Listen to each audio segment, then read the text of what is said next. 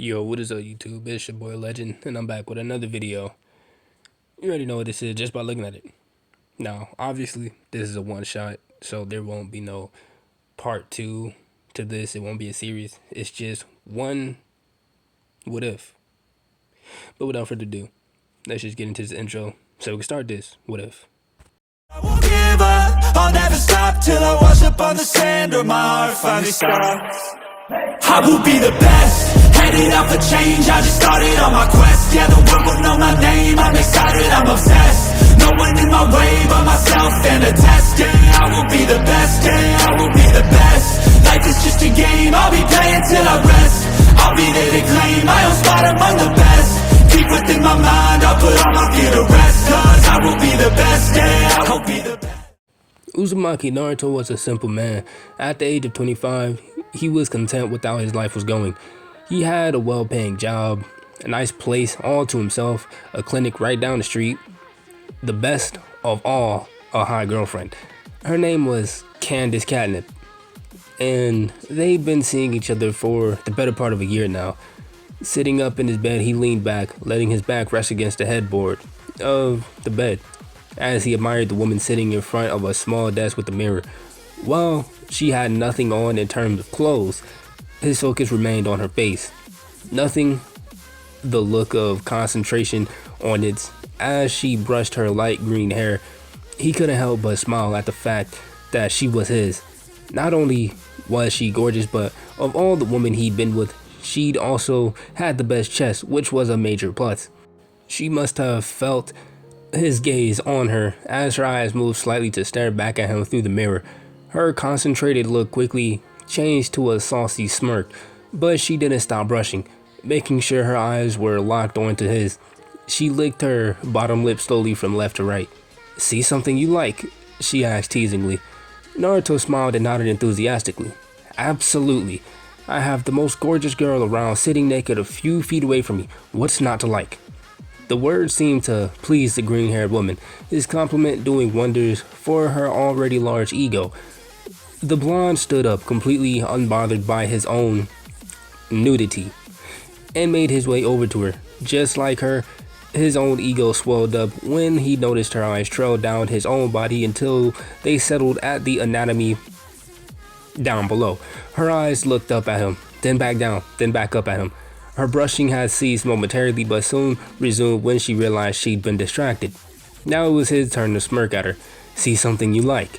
he asked, wrapping his arms around her and pressing himself on her back. He intentionally made it so that his tool would press against her, and by the way she shuddered, he could tell it definitely worked. "Seen it, felt it, tasted it, yes," she responded with no shame. "We went at it for the better part of 3 hours, and you still want more?" she asked. Candice hotly ran a hand through her brushed hair and flicked it over her shoulder, making sure it smacked him. "Not that I can blame you. Look at this." She nodded, running her hands down her own body. "Still, if you ruin my hair, I'll make you rebrush it," she warned.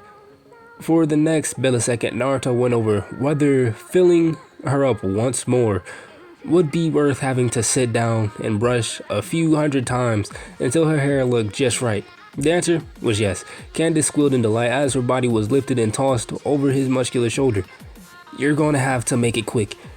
I work in a few hours," she told him.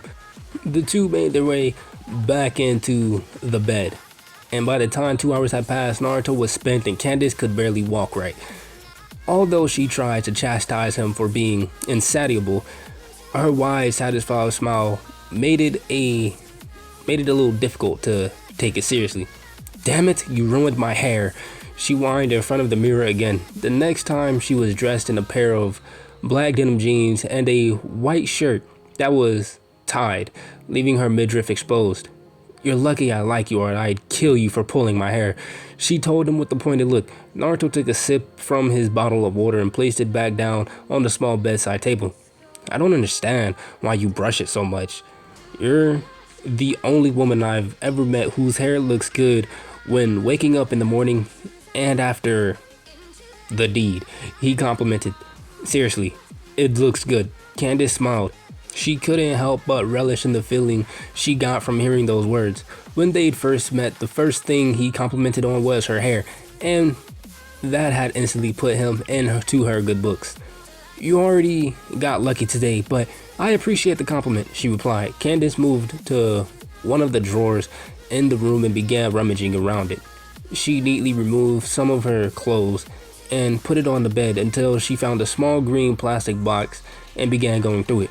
Finally, she found what she was looking for and pulled out a small black cylindrical tube and began twisting the bottom until a very light pink substance came out. He watched her glide it across her lips until she was satisfied and put it back. "How do I look?" she asked, placing a hand on her hip and putting on a serious look.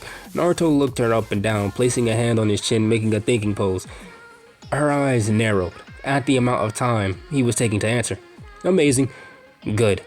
She took a look at the clock in slight panic and cursed through her.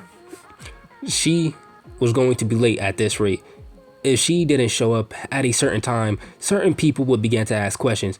If Haswath thought something was wrong, he'd stop at nothing to get an answer out of her.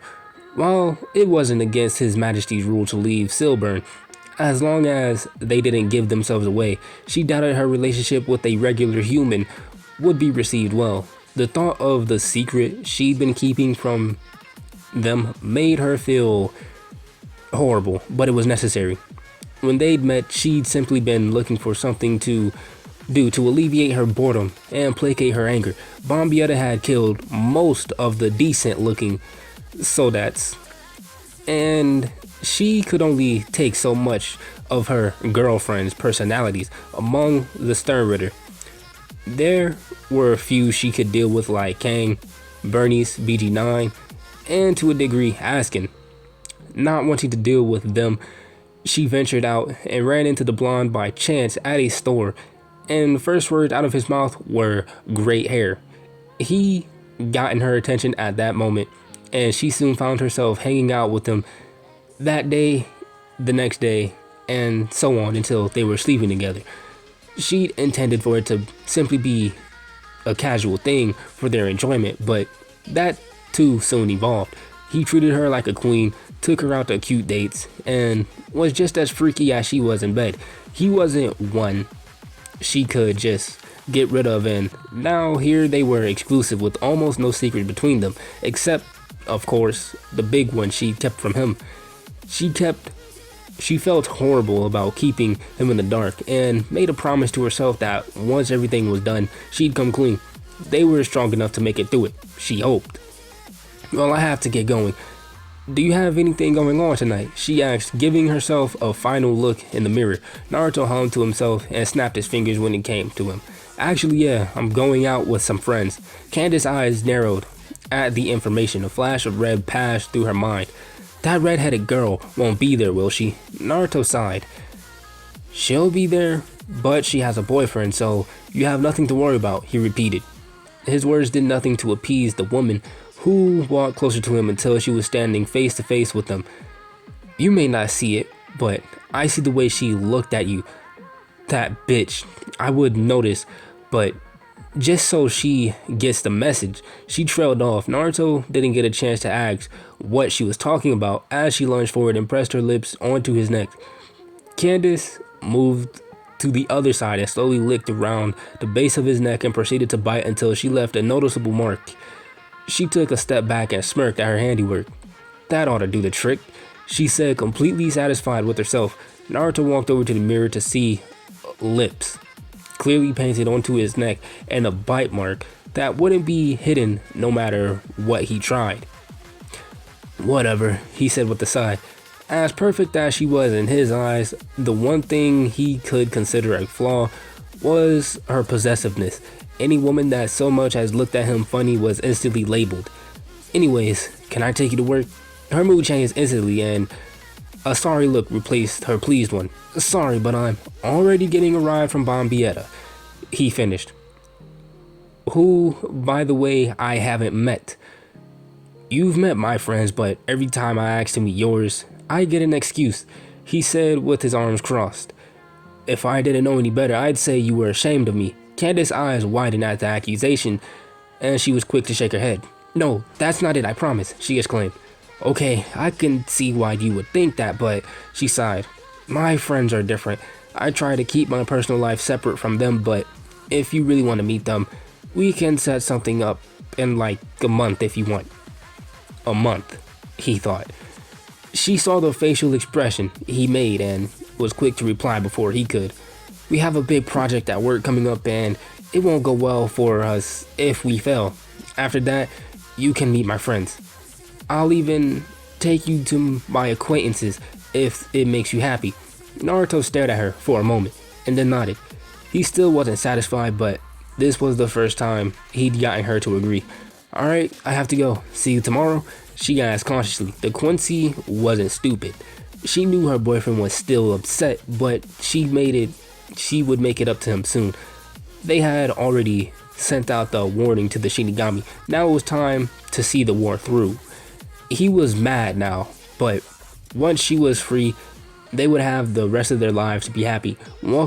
Walking up to him, she placed a soft kiss on his lips and made her way through the door. She wasn't planning on dying against the Shinigami. Bombietta and the others might if they were as reckless as they always were, but she sure as hell wasn't. She had to chuckle to herself as she walked down the street. If someone had told her 2 years ago that she'd be head over heels for a regular human, she'd probably kill them and then laugh at their corpse. Look at her now. While she was making her way back to Silborn to join the rest of the Sternritter, Naruto was sitting in the living room, mindlessly tapping the kitchen table with his fingers. That last talk with Candice did little to placate him, and he was beginning to worry. Most of his female friends had no trouble introducing their boyfriends after a few months. Candice, meanwhile, had used almost every excuse to keep him away from hers. He couldn't meet them, wasn't allowed to take her to work, couldn't call after a certain time. That last one, maybe he could understand, but the others, absolutely not. He had no problem introducing her to his friends. They even got along. The blonde felt like a king whenever they went out with his friends, knowing he had the baddest girl around. However, for some reason, she couldn't seem to do the same for him. Naruto wasn't a narcissist, but he knew he wasn't ugly. He was in shape and had a great body, something Candice took every chance to remind him of and enjoy. So what was the holdup? Opening a small jar in the center of the table, absentmindedly he reached in and frowned when he grabbed nothing but air. Damn. Now, he didn't even have his favorite sweets to make him feel better. Sighing angrily, he took a quick shower and got dressed before making his way out of the house. Stuffing his hands into his pockets, he couldn't help but get angrier. Across the street, as if to mock him, was a couple introducing one another to another person. How he just wished to go over there and ruin their days so they'd be just as upset as him. He wasn't that petty though, and instead grumbled to himself and continued on his way to the store. After a few more minutes of walking, he arrived at his destination, a small shop owned by one Urahara Kisuke. The man was a bit strange, but was a good guy. He had good products at cheap prices and sometimes hooked him up with a little bit extra at no charge. There was something about him and that woman that he had there that he couldn't really explain though. Opening the door caused a chime that alerted someone of a customer. No one was inside apart from the bucket hat wearing man who looked up at him and smiled. "Naruto, I haven't seen you in a while. How are you doing?" he asked amicably. The blonde grumbled a bit and shook his head. "I've been better. Can I get the usual, maybe just a little bit more? Though I could use them." Urahara nodded and began filling a few small bags full of different sweets he knew Naruto liked. "Yoruichi not here today?" Naruto asked curiously. Usually she'd be here with the guy. Urahara nodded. "Oh, she's over there in that room taking care of some paperwork," he said, pointing at the back room. The door was open and she popped her head out and quickly waved at him. In action, he reciprocated. There was a silence throughout the store, with only the sound being of the bags being filled. Naruto's fingers tapped on the countertop, the conversation with Candice still replaying in his mind. He looked at Urahara and contemplated asking him about it, and in the end decided to just do that. "Kisuke, yes?" Clearing his throat, Naruto tried to sound as nonchalant as possible. Let's say, hypothetically, you're dating a girl for about a year, he began. The man stopped what he was doing and turned to him with a smile on his face. Oh, okay, I'll bite. Go on. She's hot, funny, great in bed, witty. Everything you could ask for. The only thing is, she hasn't let you meet anyone she knows. What would you do? The man pulled out a small paper fan and opened it up to cover the bottom half of his face. Well, if that was the case, I'd have to begin to accept the possibility that maybe she had a boyfriend. Well, yeah, I'm her boyfriend, he replied, dropping the hypothetical part unintentionally. To his dismay, the man shook his head. No. I mean, she has a boyfriend, and I'm just on the side. A bit of fun for her to have whenever she wants. Why else would she want me to meet her friends? Naruto could feel his heart drop and blood run cold. He never considered that possibility. What if he was a side piece? That would explain why she never wanted him near her friends.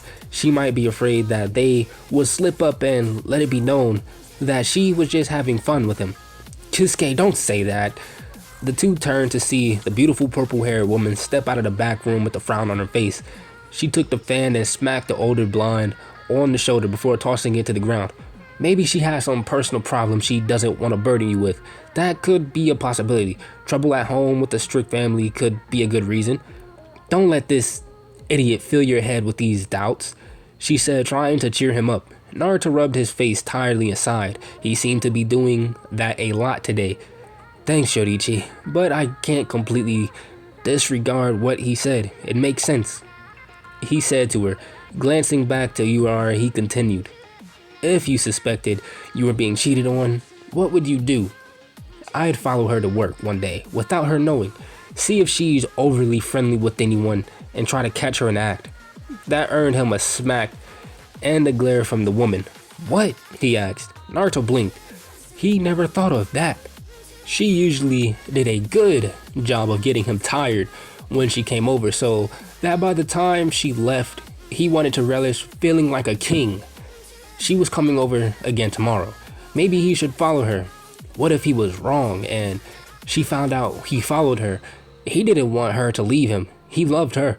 A small voice in the back of his head told him to trust her. She promised to introduce him, and she trusted him. Another voice, though, began telling him that if he stayed, he was just giving her more time to potentially cheat on him. They could have had that. You know what?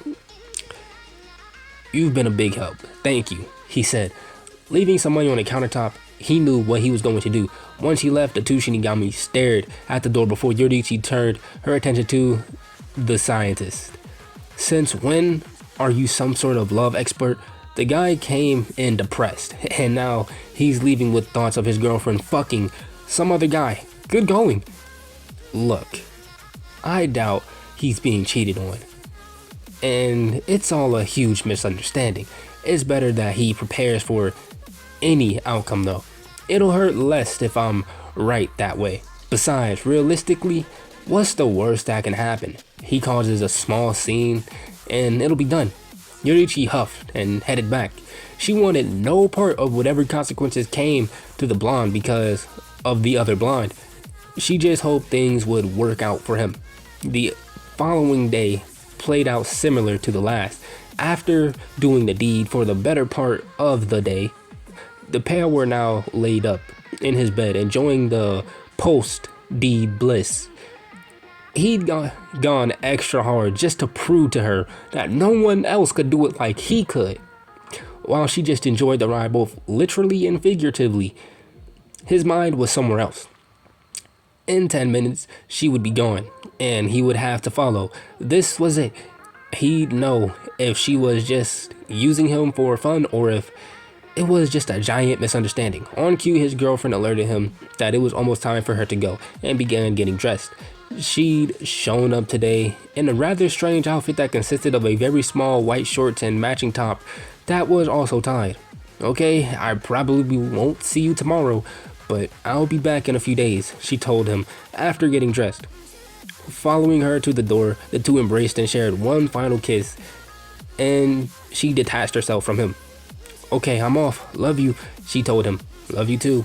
He headed back inside and quickly put on his shoes before peeking out of the blinds to see when she was far enough away. Once she was almost out of view, he made his way out, locked the door, and silently gave chase. He made sure to stay far enough away to go undetected, making sure to always be near cover in case she turned around. The blonde must have followed her for the better part of 40 minutes. "She doesn't take a train?" He spoke silently to himself. A couple minutes later, she turned into a small alleyway that he knew didn't lead toward any major streets. Red flags were going off in his head. Why the hell would she be going here? His heart was racing, and he knew this would be it. Turning the corner, he made it just in time to see no one there. He frowned. He was sure she'd gone through here. Following the path, he made it to the end and noticed that on the ground is a small circular metal plate that had some sort of design on it. Taking another look around, he walked in place, trying to figure out exactly what had happened. In doing so, he didn't realize that his foot had stepped onto the plate, and the next thing he knew, he was somewhere else. The first thing he noticed was it was very cold. Very, very cold. Even from inside the strange building he seemed to be inside of, he could hear the air outside hitting the walls of wherever he was.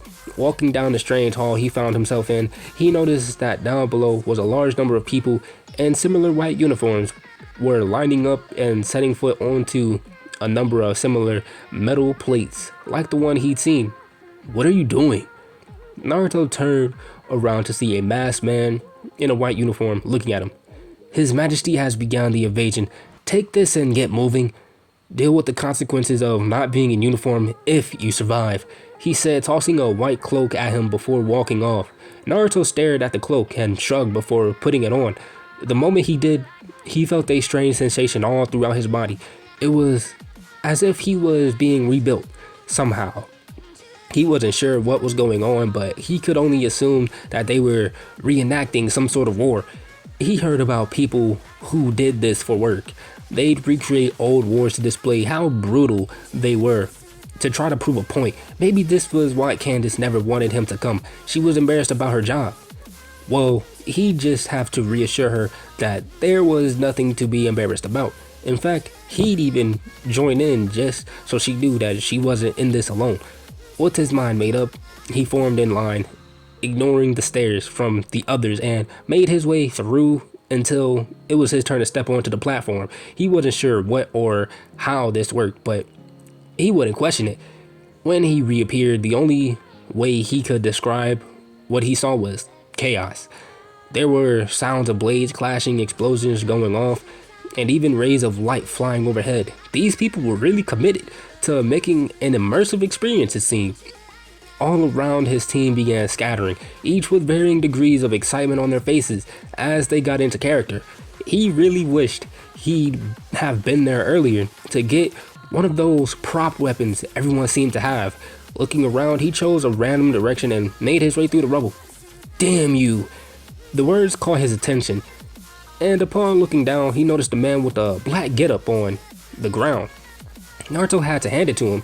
The man could definitely put on a convincing act. He even let his head fall full force onto the ground to sell the dead act. Next to him was a bloody blade that was supposedly used to kill. Picking it up, he decided to inspect it to see if it was just as impressive as the rest of this was. It was the blade. It was rather heavy and had a very sharp edge to it. A bit dangerous if you asked him, but they were committed. "Yo."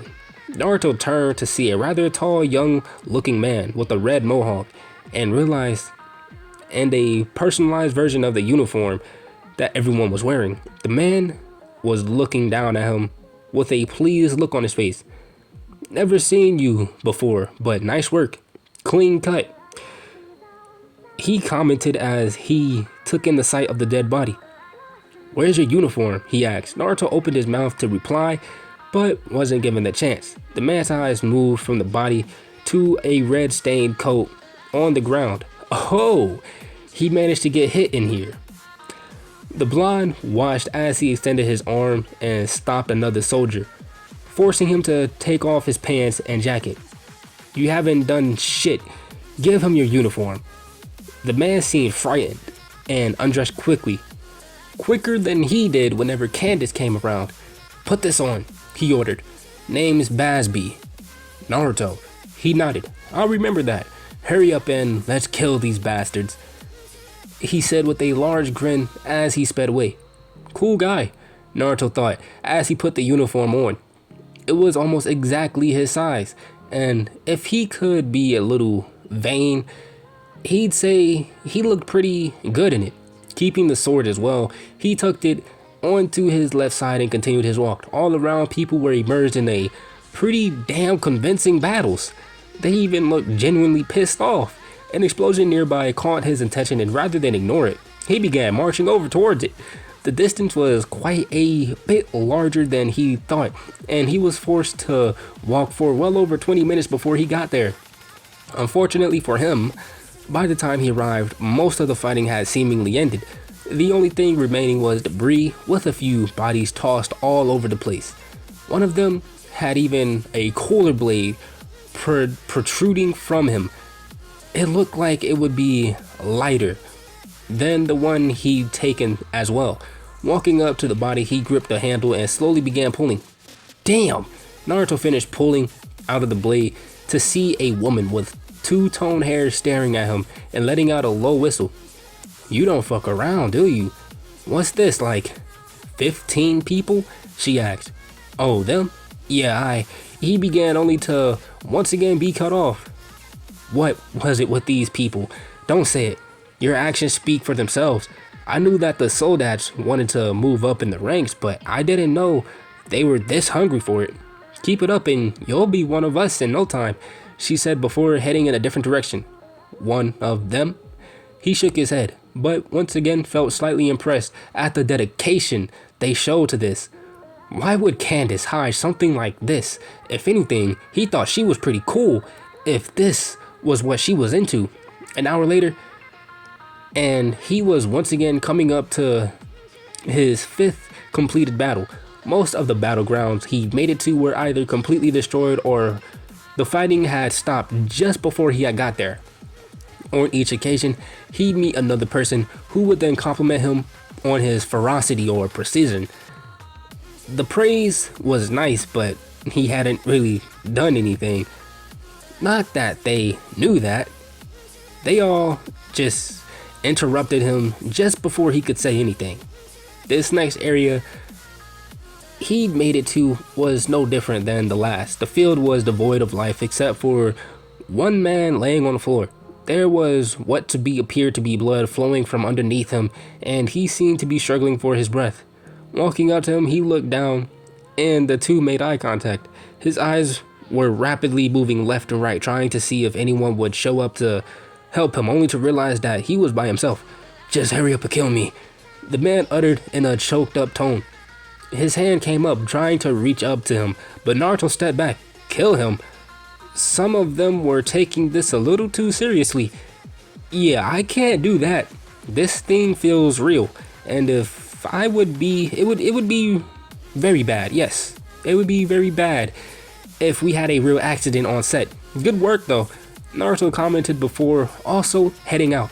Unknown to him, the entire interaction was caught by Basby, who had just finished ruthlessly murdering a couple more Shinigami. Even though he was a soldat, he was making a name for himself among the Sternritter due to what they'd seen.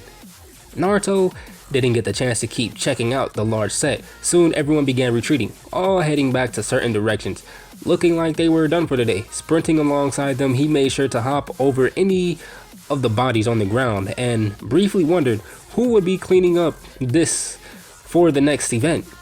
Mentally shrugging, he made his way to one of the metal places and disappeared. Peering back in a strange place, he heard someone refer to a sill burn. As he looked around to see where everyone would go, Did this place have a mess hall or catering? He was starving. Yo, Naruto. He heard someone yell his name. Across the room, huddled up with four other guys, was Basby, who was waving him over.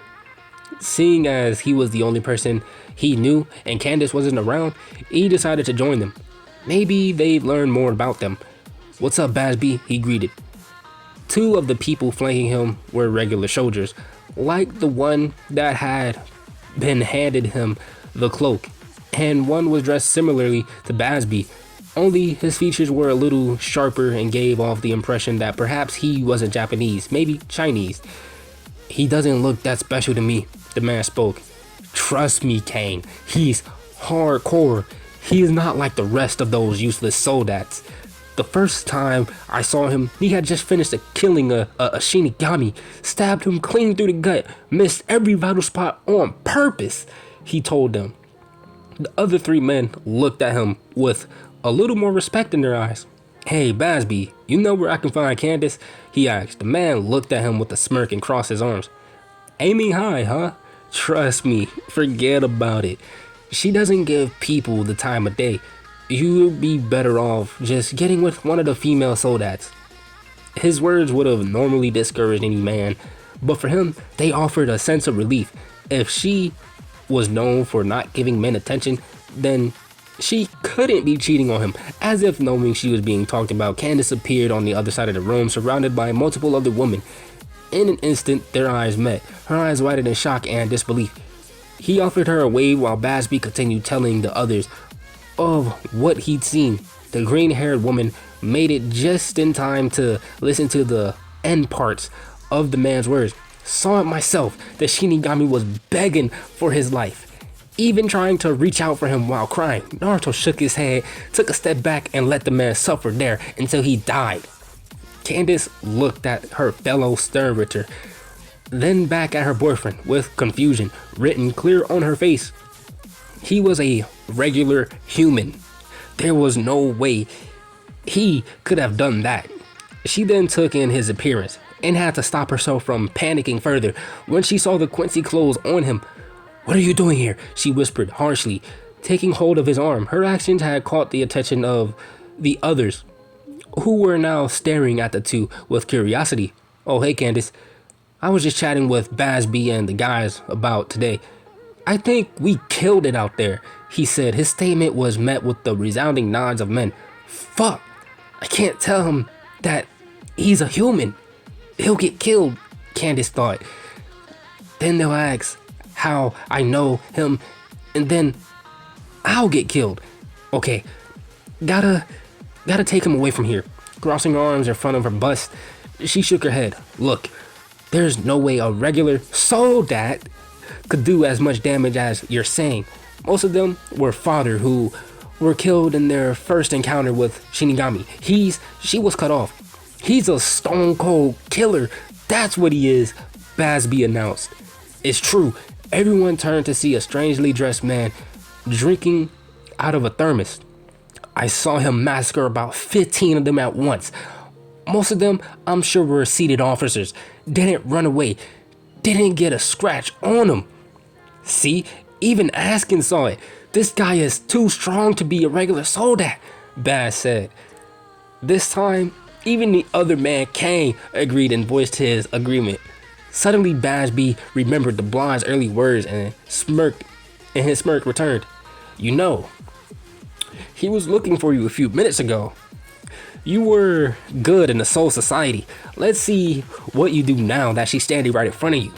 Most of the guys were prepared to see her shut down yet another potential love interest, but to their surprise, she just rolled her eyes and took him by the arm. You're coming with me. Those words were perhaps the wrong ones to say as the guys began jeering as he was being led away. His eyes locked onto the group of women who were present when Candice had arrived, and all of them looked at him with curiosity, and in the case of the black-haired busty one, interest. Naruto let himself be dragged through corridor after corridor until he was forcibly pulled into a large right room. The door was slammed behind him and Candice walked around him until she was standing right in front of him. She crossed her arms in front of her bust and tapped her foot impatiently. Okay, what are you doing here? And how did you get here? Where did you get those? She questioned rapidly. Her mind was reeling, trying to figure out how she would talk her way out of this. Well, as was the pattern throughout the day, he was about to give a response as a knock on the door stole their attention. Saying as she was further away, he took it upon himself to open the door. It was alarming to the green sternritter.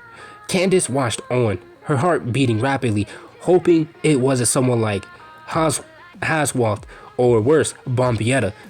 Her heart felt like it would pop out of her chest. The door was slightly open, meaning she couldn't see who was on the other side of the door. The only thing she could do was observe her boyfriend talking to someone, occasionally nodding his head and making some hand motions. Hey Candice, think we can talk later? Askin told me that some of the staffel wanted to talk to me. The woman didn't get to retort. Askin poked his head in the room and pointed at her with 2 finger guns before disappearing with her man. She wasn't sure how long she stayed rooted in place after he left. Eventually, she made her way to her bed and sat down before grabbing her head. Things couldn't get any worse. The regular human boyfriend had somehow found his way to Silborn, gotten his hands on a Quincy uniform, somehow impressed the Sternritter enough to get a meeting with His Majesty's elite guards. She began pacing around the room, going around the many different outcomes that could result from the meeting. Her blood ran cold at a certain thought.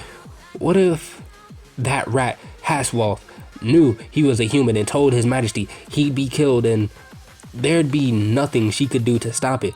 She sighed and took a drink of water before laying down. He'd be back soon and they could clear everything up. The woman had made up her mind. He was here because she'd never come clean and told him what she was and what she did, but that would change today. He loved her and she was sure they'd survive this small withholding of information. All she had to do was just wait for him to return. As it turned out, he didn't return that night. In fact, he hadn't seen him, His Majesty, or the Shutchful for 6 whole days. Hadsworth had led them on a second invasion of the Soul Society, and the entire time she could not focus. Candice, look out! She had just enough time to duck underneath a blast and retaliate with a lightning attack, which caused the Shinigami who'd gotten the drop on her to die. Candice didn't want to thank Giselle for warning her. Not after she commented how Naruto was probably dead before she got to play with him. She was already in a bad mood. Her hair was a mess. The Quincy were falling. She'd been burned by a few attacks, and Naruto was still nowhere to be found. Yo, Candice! Her head turned quickly towards the familiar voice, and anything she could have said died in her throat the moment she saw him. He was still wearing the Quincy uniform, only now he was wearing a cloak she'd only seen on 4 Select Quincy. Naruto smiled in pride when he saw her checking him out. You like it? He asked. Nita gave it to me while we were in. He snapped his fingers, trying to remember where he'd been taken. Oh, that's right, the Royal Palace. Her jaw dropped. The Royal Palace? Where the Zero Division and the Soul King resided. He went there with the elite of the elite and came back without a scratch on him. Then another thought occurred to him. Nita? There was no one named Nita among them. Wait, he couldn't mean Pernita, could he? A large explosion rocketed the entire area, hard enough that everyone still active either tripped up or completely fell over.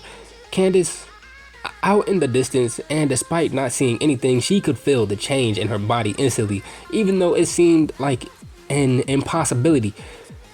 The father of the Quincy, the almighty Yawak, had been killed. All around them, she could see whatever Quincy remained being cut down or trying to flee. The familiar feeling of her comrades Ryetsu had faded as well. They had lost, and just like she heard happened 1,000 years ago, they were going to be killed once again. Damn, it looks like we lost, commented Naruto, breaking her out of her thoughts. Hey, I hope they don't mind, but I think I'm just gonna head back home. I haven't had anything to eat today, and I don't know how long it'll take for this to wrap up. Candice wanted to retort, tell him that he'd been a part of a 1,000-year feud between two rival factions. At this point, though, she didn't care anymore. Her main problems had been settled. Even if they found out that he was human, no one would be around to do anything to him, and there was no Wanderek around to follow either. Taking another look at the carnage unfolding, she sighed and walked up next to him. Yeah, let's go. Don't you have to stay? He questioned with concern. What if they found out that you left early? Wouldn't you get in trouble? She shook her head. Don't worry about it, I'm quitting anyway. Now let's go, I'm hungry too. Leading him to the nearest working gate of the sun, the two disappeared and emerged back in Karakura. Quickly destroying the gate of the sun, she took a deep breath and took him by the hand. She could feel herself shaking and took a look at him to gauge his reaction. He looked as nonchalant as could be, as if he hadn't experienced something completely supernatural. Hey Candice, yeah? I really don't think acting is for me. I think your friends were just being nice because I seemed lost. He told her. She wanted to shake her head but didn't. She knew her fellow Quincy were convinced he was some sort of cold-blooded Shinigami killer before they died. Don't worry about it. Come on, let's go to your place and eat. After that, maybe you can eat, she said in a tired but still somewhat sensual tone. Naruto smiled at the implication and hurried them to his place. A few hours later, the two finished having their dinner and were now resting up on the bed. Once more, they showered together and managed to refrain from having any fun in there, mostly because both of them were tired from the past few days. Naruto had hung up his uniform that he had been gifted to him, making sure it was well put away. So, do you still want to meet my friends? She asked. Her voice came out slightly muffled due to the fact that her face was buried into his chest. He shook his head. Nah, I'm okay. They're good people, but I don't think I fit in with them. He had no idea how right he was. She still found it strange how he managed to befriend people like Basby, Askin, and the other elite Sternritter. You never told me how you ended up at my work, she said, going along with what he believed. Naruto made a face and knew he'd have to tell her the truth. Well, I decided to follow you after you left last time. Seeing her frown, he quickly continued. In my defense, I thought maybe the reason you didn't want me meeting anyone was because I was a side piece. Try as she might, she couldn't find it in herself to be upset. She could see where he was coming from, and from the outside perspective, it definitely looked a little suspicious. Well, I guess that was mostly my fault, she admitted. Can I make it up to you? She asked, beginning to trail her finger up and down his chest. I can think of a way for you to do that, he responded. Candice smirked and kissed his chest before straddling him. The woman licked her. Okay, nope. I ain't say not an Athena. You guys already know what's about to happen. I already know what's about to happen if I continue reading this. So, we just gonna say that they did the nasties. And we gonna skip this, and we gonna be back when it's over. Give me 1 second. Alright fam, we back later. Everything is over, here we go. When Candice came to, she noticed that she was once again laying on top of his chest, just as they were before. Hey, were you serious about not being on the pill? He asked. Completely. You want a kid, or if not, I'll take care of it. He shook his head. Don't do that, he said quickly.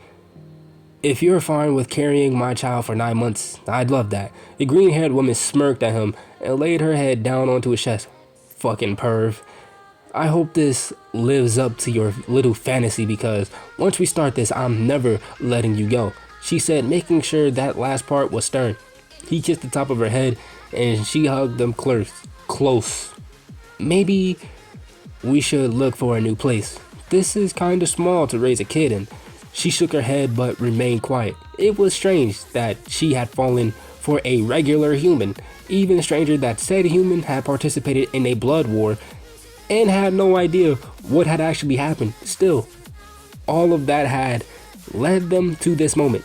She would be living out something she never imagined would happen to her. She was going to have a kid with a regular human. She couldn't be happier. But guys, that's where the one shot ends. I will have the link to this in the description for the people that want to read the explicit content that I had to skip over. So yeah, without further ado, I'm out. I will see you guys later. As you guys can tell, I'm still sick, but I'm still uploading, giving you guys content. But I'm out, and I'll see you guys later. Peace.